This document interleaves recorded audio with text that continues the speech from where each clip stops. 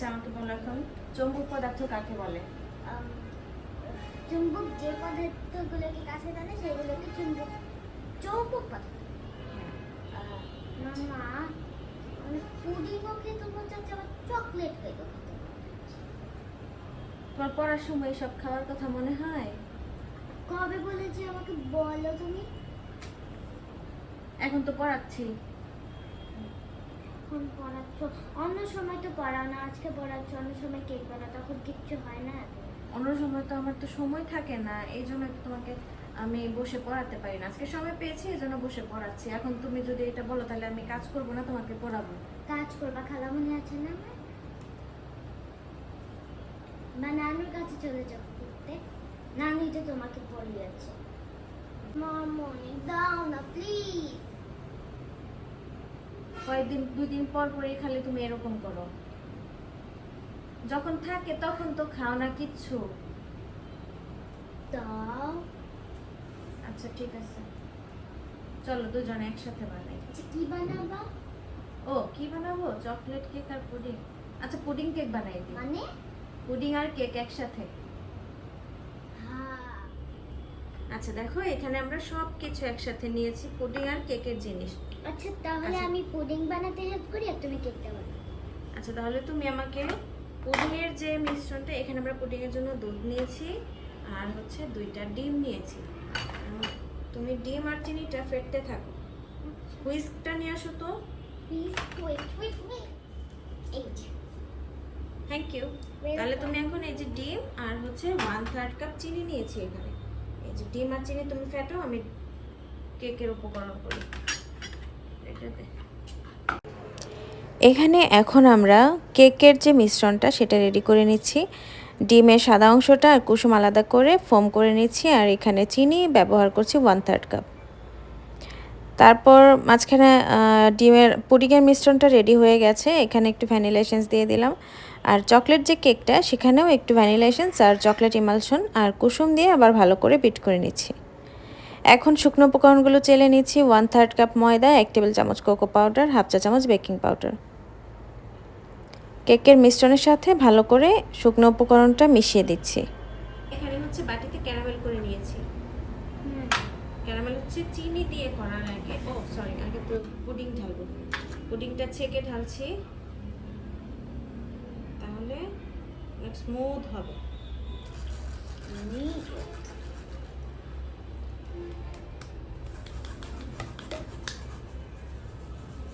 অর্ধেক তো পুডিং দিয়ে ভরে গেল, কেক করে দিব।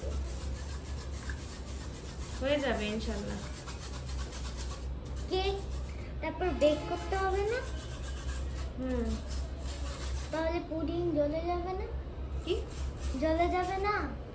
পুডিং জ্বলবে কেন? পুডিং তো আর আমরা রান্না করি না, আমরা তো এই যে কাট। না, কি করতেছো? মিলে যাবে তো। মিলবে না, কারণ হচ্ছে এই যে দেখতে পাচ্ছ, এই দুধের আর ডিমের মিশ্রণের থেকে আমরা যে কেকের মিশ্রণটা রেডি করেছি, এটা ঘনত্ব হচ্ছে হালকা, এই কারণে এটা মিলে যাবে না।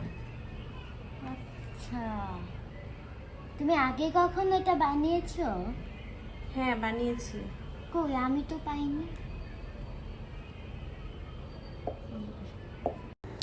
পুডিংটা আমরা ভাপে রান্না করব, তো আমি চুলায় পানি বসিয়ে রেখেছি আগেই, একটু মিডিয়াম আছে, ঢাকনাটা ভালো করে লাগিয়ে দিচ্ছি। এই তো চুলায় পানি বসিয়ে পানিটা হালকা গরম আছে, বাটিটা সাবধানে বসিয়ে দিলাম, নিচে একটা কাপড় দিয়ে নিয়েছি যেন বাটিটা সরে না যায়। এখন ঢাকনা দিয়ে ভালো করে ঢেকে এটাকে রান্না করে নিচ্ছি 1/2 ঘন্টার মতো মিডিয়াম আছে। রেডি হলে চলে আসছি। বলো। এই যে দেখো cake pudding ready. Wow, pudding কই? এখানে তো শুধু কেক। পুডিং তো নিচে, এখন নামাবো না। আচ্ছা প্রথমে আগে এই যে বাটির সাইডটা ছাড়িয়ে নেই, আনালে তো উঠবে না।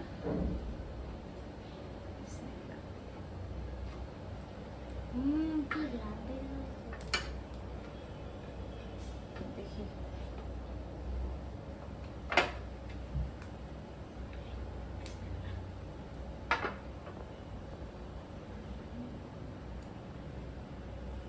ওয়াও,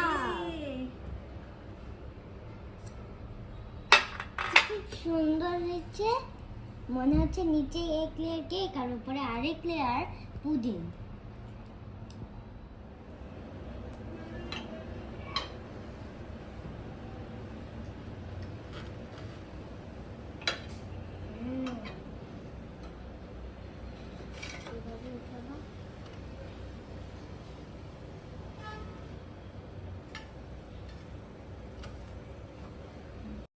ভিতরটা দেখতে খুবই সুন্দর আর ইয়ামি হয়েছে।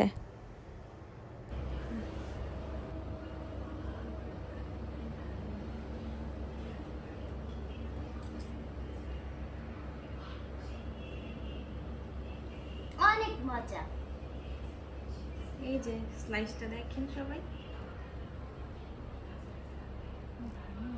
কেক আর পুডিং, ওয়াও।